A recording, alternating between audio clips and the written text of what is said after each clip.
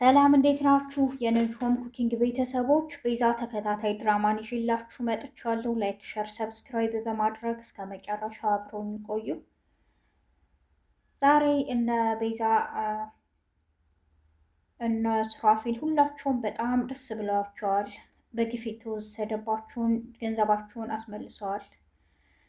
ወደ ቤታቸውም በመመለስ የምግብ ማዕድ የበሉ እየጠጡ በቃ እንዴ ወደ ድሮ ማንነታችን ተመልሰናል እኮ። ሳሚ ግን አንተን ያለማመስገን አይቻልም እያለች ትነግረዋለች። ቤዛ እንዴ እኔ ምን አድርጌልሻለሁ? የተመለሰው ንብረትሽ ነው፣ እኔ ምንም ያደረኩልሽ ነገር የለም እያለም ይነግራታል። ይልቅንስ አሁን እርስ በርስ የምንሞጋገስበት ብቻ ሳይሆን የምንፈቃቀርበት በቃ እዚህ ቤት ሁላችንም ሰላም፣ ፍቅር የምናገኝበት ደስተኛ የምንሆንበት ነው እያሉ እርስ በርሳቸው ያወራሉ። ድንገት ወይዘሮ ዘርፌ በር ከፍታ ትመጣለች። ቤት አለኝ ብላ ድንገት የተፈጠረውን ማመን ነው ያቃታት። እናንተ ደግሞ እዚህ ምን ታደርጋላችሁ? በማለት ትጮኻለች። እንዴ ምን ማለት ነው? አንቺ እዚህ ምን ታደርጊያለሽ? እኛ ቤታችን ነው ያለነውም ይሏታል። በጣም ይስቁባታል። እንዴት እዚህ ልትመጡ ቻላችሁም? ትላቸዋለች። በቃ መጣና ቤታችን አይደል አንቺ እንዴት መጣሽ? እያሉ አሁንም ይሳለቁባታል። ወይዘሮ ዘርፌ ድርቅ ብላ ቆማ ቀርታለች። እንዴት ይሄ ሊሆን ቻለ? ይህን ማመን አልችልም ትላለች። ማመን ነው ያለብሽ፣ ግን እኮ የተሰጠሽን ብር አይተሸዋል። አራጣ አበዳሪው የሰጠሽን የ40 ሚሊዮን ብር እያለ ሳሚ ይነግራታል። እንዴ ሳሚ 40 ሚሊዮን ብር በእውነት ሰጥሃታል? እያለች ቤዛ ትጠይቀዋለች። ስለ ብሩ እኮ እኔ እነግራችኋለሁ ብያችሁ ነበረ፣ ግን እስኪ እሷ ትየውና ትንገረን እያሉ ያወራሉ። ሳሮን እንዴ እኔ ግን አላምንም፣ ምናልባት አርቲፊሻል ይሆን እንዴ ብሩ እያለችም ትነግረዋለች። አይ ይልቅ ከራሱ አንደበት ብትነግረንና አይታ እዚሁ እያለ ሳሚ ያወራል። ወይዘሮ ዘርፌ በሻንጣ የተሸከመችውን ብር ትከፍተዋለች። ከታች ስታነሳው እንዳለ ሁሉም ፎርጅድ ነው። ከላይ ብቻ ያሉት 5 ብሮች ናቸው። ትጮኻለች። እናንተ የተረገማችሁ እንዴት እንደዚህ ታደርጉኛላችሁ? ትላለች። አንቺም በሰው ሀብት ስትመጻደቂ ምንም አልመሰለሽም። ይልቅንስ ይህንን ይዘሽና ለአንቺ ለንትን ለአረቂ መጠጫ እያለ ሳሚ ሙድ ይዝባታል። ሳሮን ደግሞ በቃ ይህንን ምን ልውሰደውና በቃ ባዶዋን አይደል የለመደችው እያለች ታወራለች። አሁን ቤቱን ለቀሽ ትወጫለሽ ይሏታል። ለምንድን ነው ቤቱን ለቅቄ የምወጣው? እናንተ ቤቴን ለቃችሁልኝ ውጡ ትላለች። በነገራችን ላይ ነገሮች ሁሉ የሚያስረዱት መረጃዎች ሁሉ ወደ አንቺ ነው የሚጠቁሙት። ስለዚህ ፖሊሶች እኛን ያምኑናል እና ምንም ነገር ማድረግ አትችይም፣ አርፈሽ ብትቀመጭ ነው የሚሻልሽ። ይሄ ደግሞ መጀመሪያው እንጂ መጨረሻው አይደለም ይላታል ሳሚ። ይህን ሁሉ ነገር እንዴት አቀነባበራችሁትም? ትላለች። አክስቴ ግን አለመጠርጠርሽ አይገርምም? በጣም ትገርሚያለሽ ትላታለች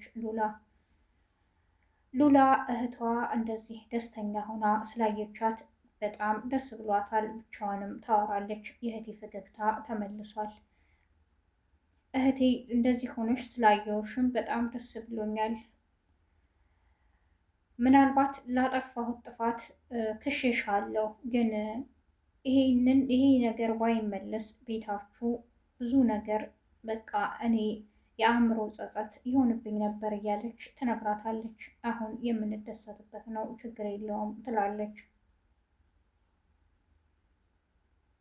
ሁላችንም እኮ ጥንድ ጥንድ ሆነን ልንጋባ ነበር እያሰብን ያለነው እየተባባሉም ያወራሉ። ቅንጅርቲ ስሙ ስላልተጠራ ተናዶ ይሄዳል። እንዴ ምን ሆኖ ነው በማለት ሳሚም ያወራቸዋል።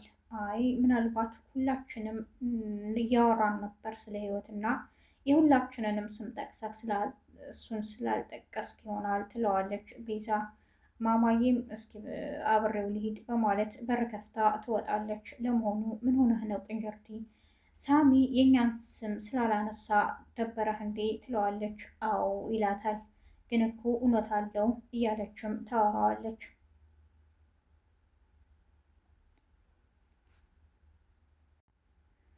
ወይዘሮ ዘርፌ እንገናኛለን በማለት እየለፈለፈች ትታ ትሄዳለች። ቤቷን ለቃ ጎዳና ላይም ትወጣለች።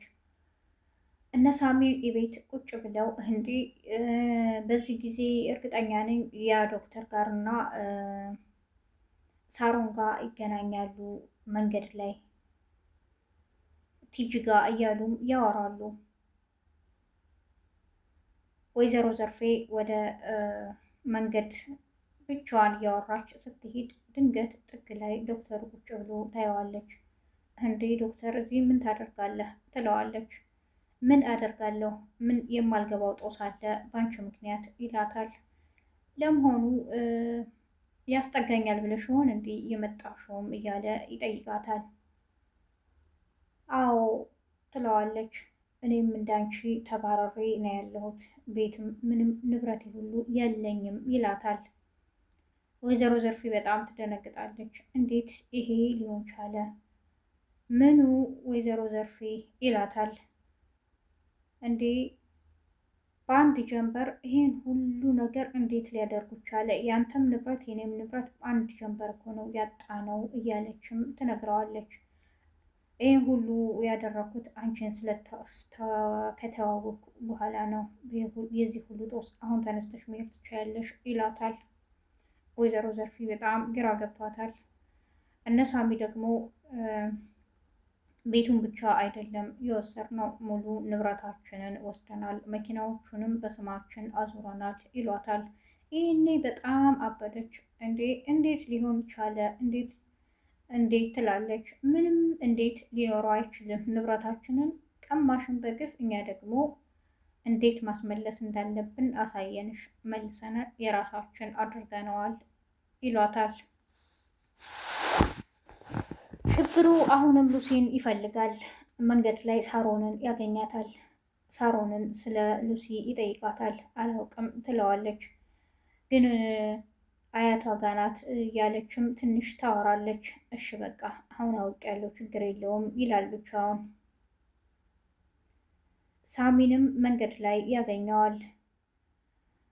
እኔ ምልህ እንደ ሰው ቁመን ብናወራ አይሻልህም እያለ ይጠይቀዋል። እኔ ምልህ ሚስቴን ለምንድን ነው የማከራይህ? አንተ ሰውዬ አይገባህም እንዴ? አሁንም በጉልበት ነው እንዴ የምታምነው? ይለዋል ሳሚ። ሽብሩም አይ እኔ በጸባይ እንነጋገር ብያለሁ፣ ግን ከዚህ በኋላ ንግግሬን አልሰማም ካልክ ኃይል እንድጠቀምብህ ነው የምታደርገኝ ብሎ ዝቶበት ይሄዳል። የዛሬው ክፍል ይሄን ይመስል ነበር። በቀጣይ ክፍል እስከምንገናኝ ነጅሆም ኩኪንግን ላይክ፣ ሸር፣ ሰብስክራይብ በማድረግ አብራችሁን ስለቆያችሁ አመሰግናለሁ።